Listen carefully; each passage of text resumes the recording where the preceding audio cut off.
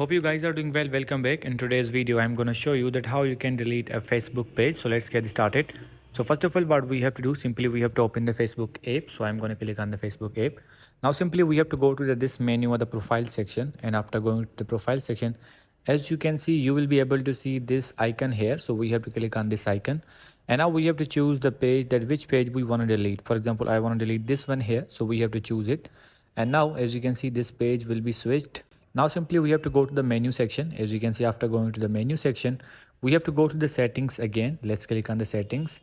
So as you can see, after going to the settings, now simply we have to scroll down, and after scrolling down, we have to go to the options which is called access and control. So for example, I'm going to click on this access and control option. So let's click on this. And after clicking on this, as you can see, deactivation or the deletion of the page. So we have to click on this icon.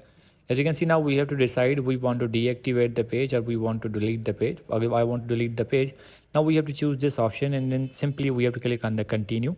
And now we have to choose the option. For example, I'm going to choose this one here, and as you can see, we have to wait for a few seconds again.